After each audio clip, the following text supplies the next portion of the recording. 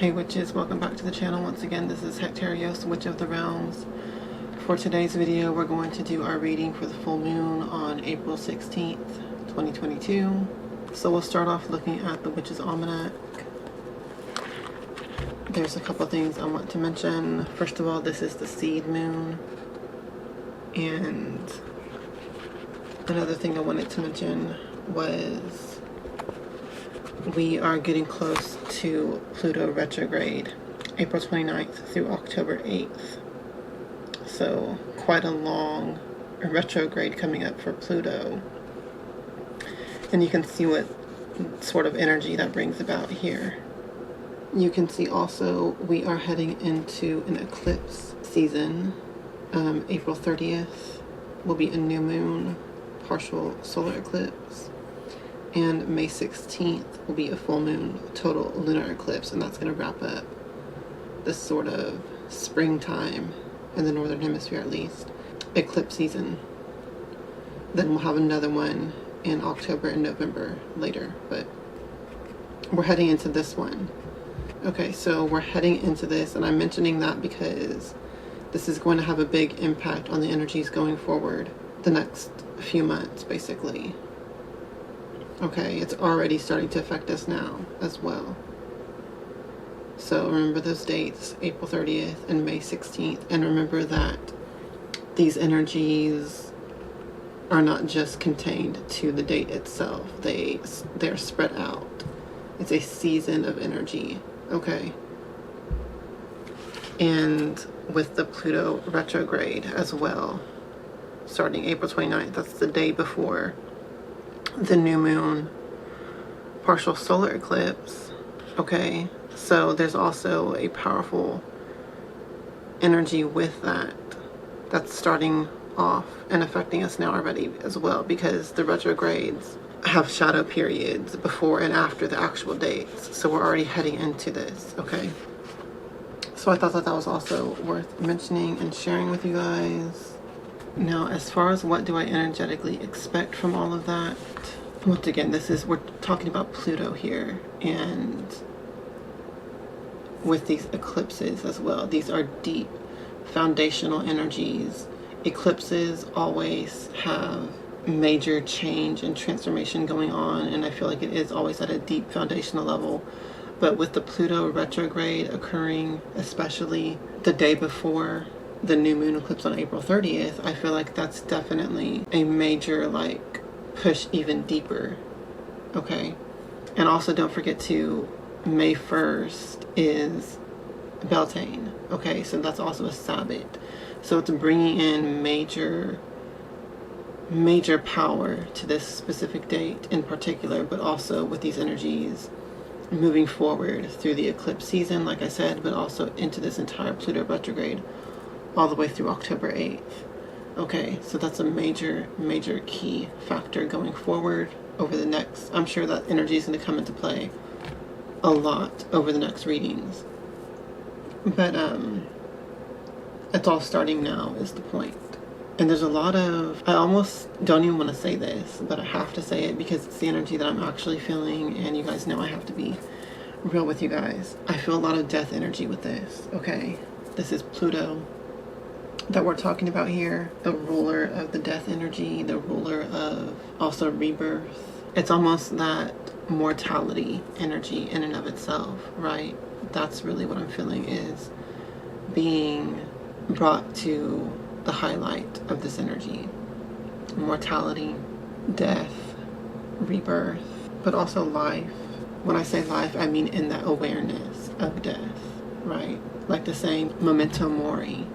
Okay, the knowledge that everything will die, the awareness of life, the experience of life with that in mind. It's almost like death highlights the importance of life. When I'm talking about the energy or the theme or the concept or the idea of mortality, that's also a huge part of what I'm talking about with this. Death gives us appreciation and gratitude for the time that we have with each other, with our own lives, with things. You know, death isn't just something that affects living organisms. There's also the ending, the death of phases of our life. There's the ending of jobs or career paths as we then move into something new. There's the ending of a place we have once lived when we move somewhere else. You know, there's a lot of different ways that this death energy can come into play. But once again, it's highlighting the fact that we cherish the time that we have. When I say that I'm feeling this major death energy with all of this, I don't want to scare anyone, but I have to be honest with what I'm sensing and what I'm feeling, and I have to try to see the light in it, right? And I hope that you all, take that away from this as well. But I do feel like there is this looming death energy with this Pluto retrograde in particular, and the fact that it's empowered by the new moon eclipse in Beltane on April 30th. So I have to say that, put that out there. I do think with that in mind, it would be very wise to do protection work all through this time, but especially right at the beginning of this. But I do suggest also continuing to do strong protection work going forward until the Pluto retrograde is over.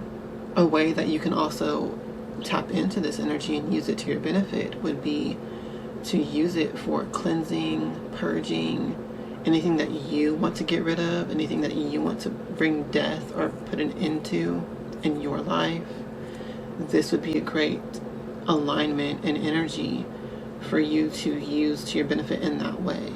Cleansing, cutting, clearing, purging, detoxing, any of that. Bringing death, bringing end, and transformation through that energy as well. And that then leads to a renewal and a rebirth into something new, a new path with that space that you've created in that way. Once again, there's a positive to this. So I do want to make sure I'm saying the light in this as well as the darkness. But once again, I don't want to also underplay that there is a sort of a negative tone to this. So just be very careful with the energies and maybe do some protection work.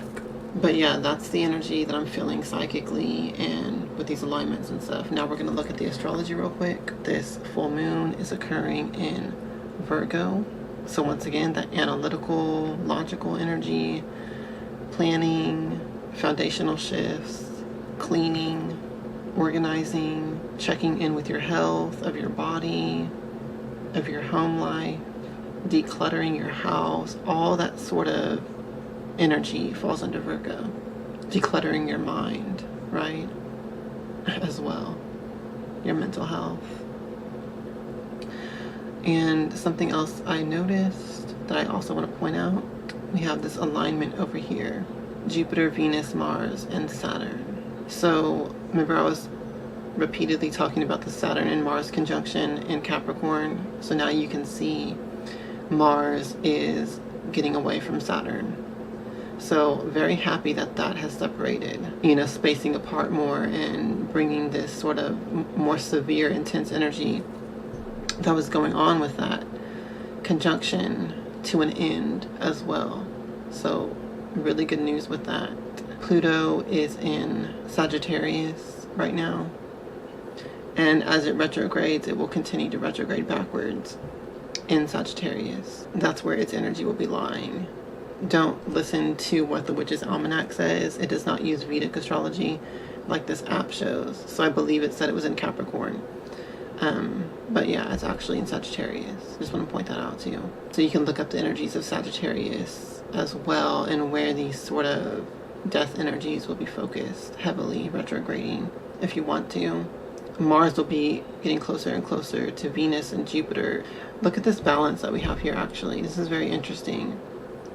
Remember I kept talking about this balance energy that's at play with Mars and Venus? Well, now we have, oops, I did it again. Now we have Jupiter, the greater fortune, Venus, the lesser fortune, Mars, the lesser misfortune, Saturn, the greater misfortune. See how that's like, they're all here at this one section of the sky right now. A very interesting, once again, balancing of these cosmic scales going on as well. And that could be very volatile energy.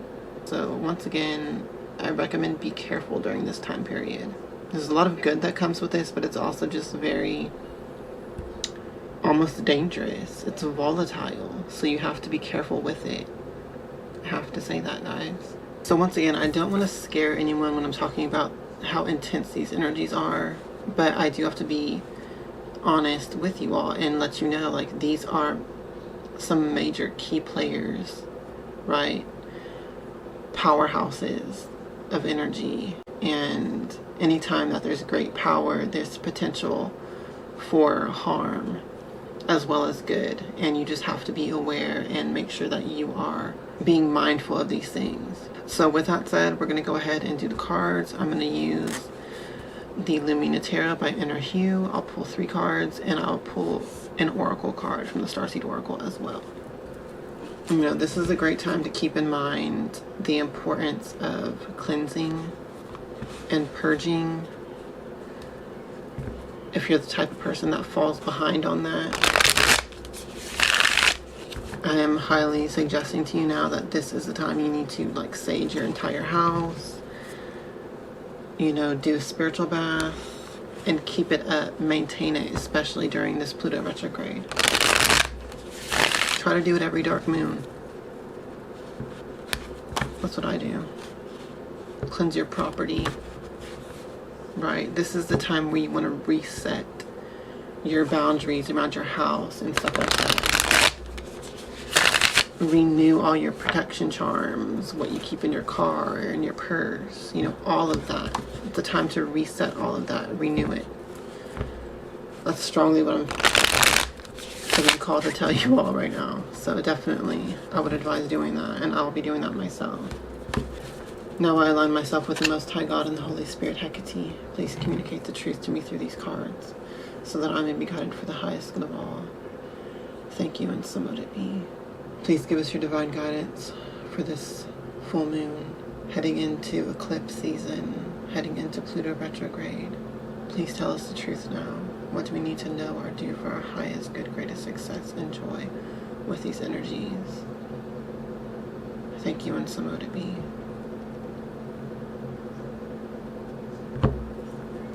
Ooh, got major chills on that one. Just flooding down my body.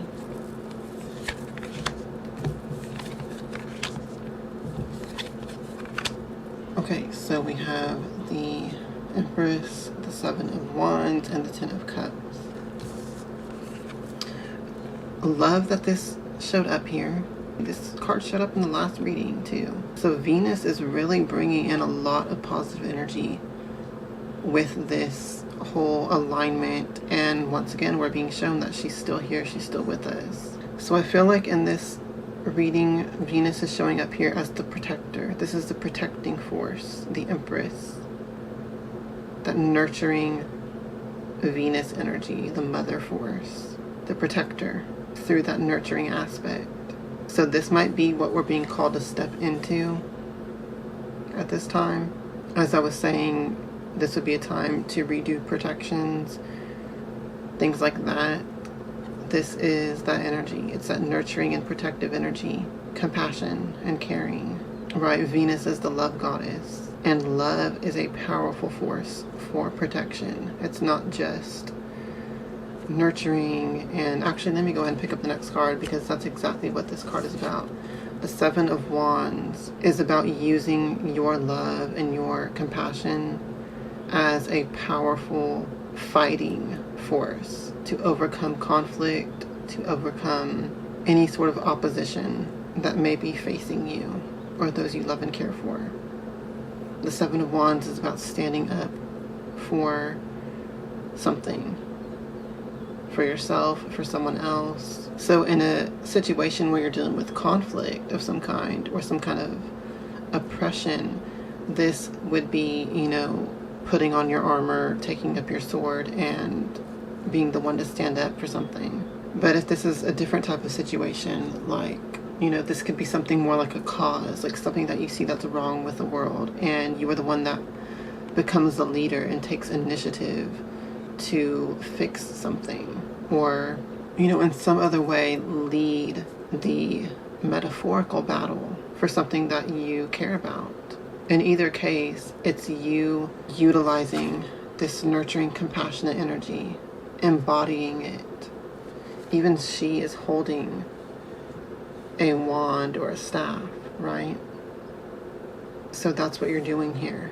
You're using this energy, putting it into action for some cause, for some reason that you within yourself feel called to do. You feel it in your heart and in your soul that something that you need to do.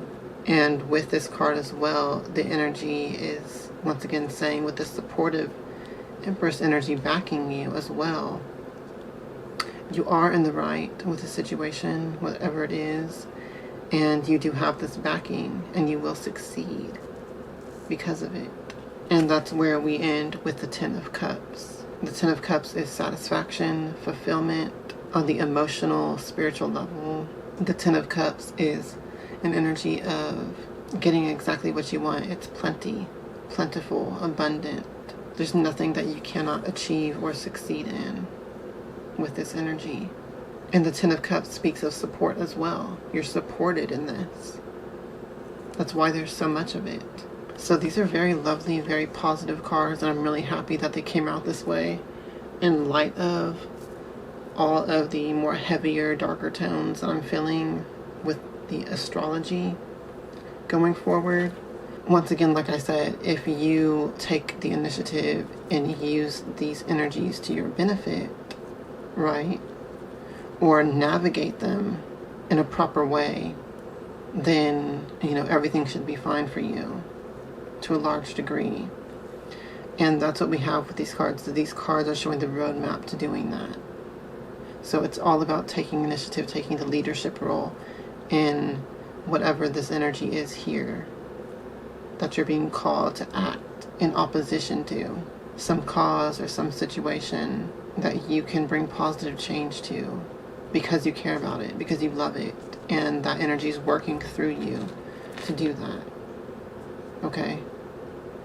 So that's very, once again, very, very positive reading, that I'm glad that we got these cards with the energies that we're all heading into this eclipse season and this Pluto retrograde.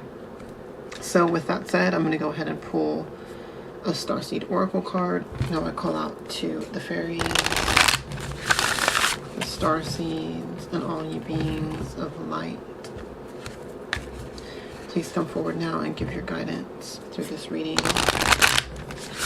through these cards, so that I may be guided for the highest good of all. Thank you, and so mote it be.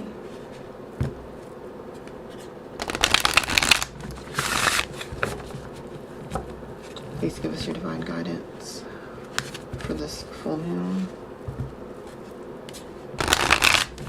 heading into eclipse season and Pluto retrograde. Is there anything that we need to know or do or be aware of at this time for our highest good, greatest success and joy? Please give us your divine guidance now. Thank you, and so mote it be.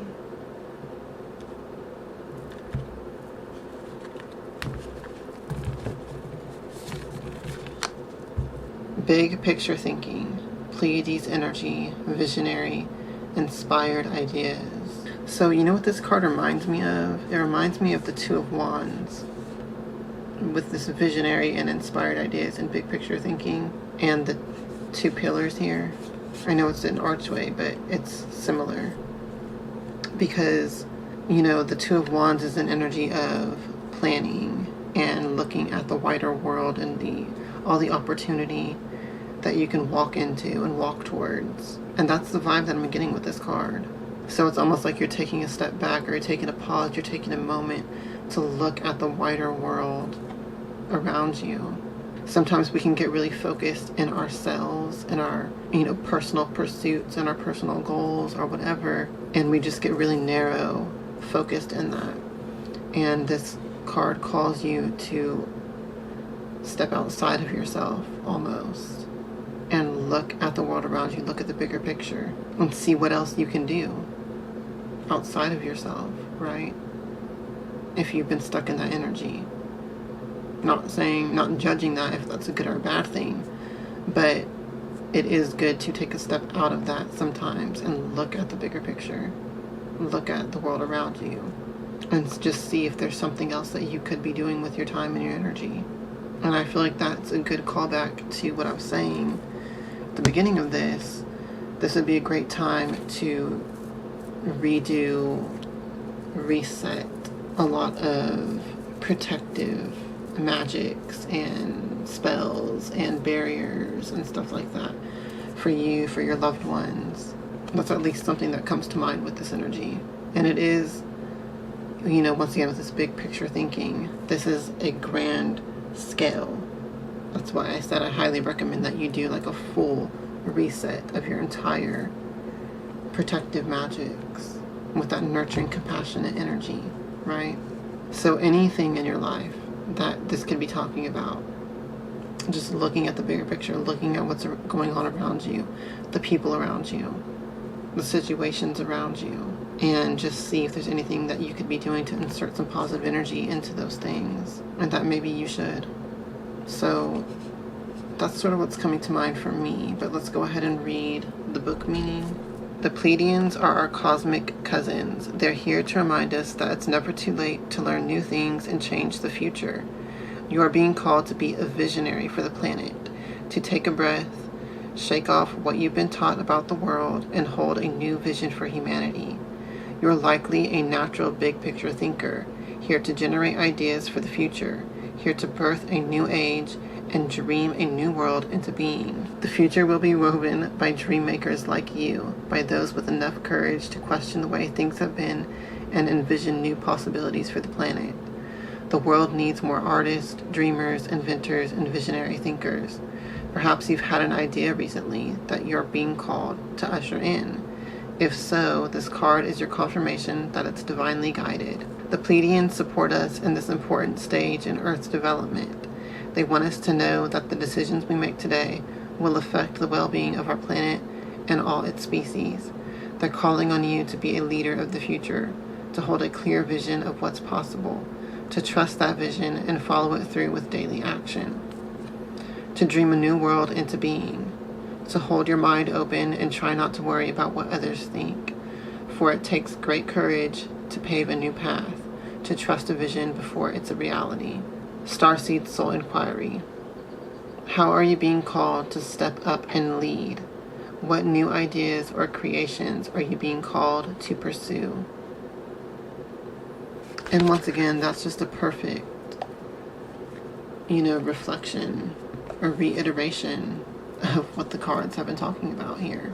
So this energy is calling us to step into this sort of leadership role, take the initiative with things, embody the Empress energy, hold the wand, utilize it, take action with it, following your heart and your compassion with the Seven of Wands, and it will lead into this Ten of Cups energy.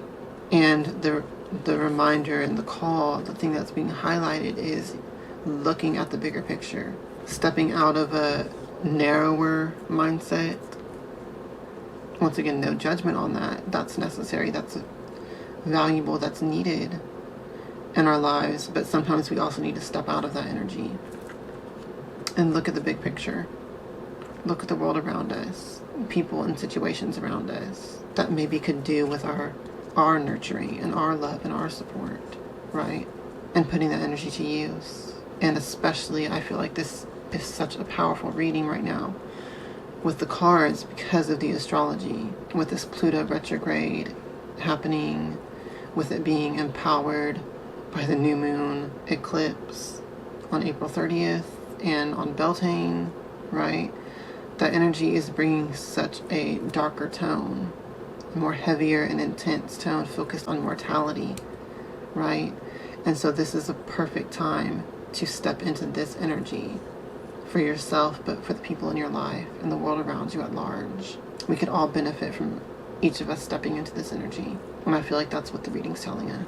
But yeah, other than that, that's going to be all for this reading. I hope that you have a lovely full moon, and I hope that you're able to embody this Venus energy. And if you would like a private reading with me, or if you'd like to get in touch with me for spellwork services, you can contact me through the methods below in the description box. And if you would like to join my Patreon and have access to all of my private lessons and courses on metaphysics and occult. The link for that is down below in the description box as well. Please make sure to like and subscribe, and I'll see you guys in the next videos. As always, until next time, hail Hecate, hail to the witches, hail to the starseeds, hail to the fairies, and blessed be.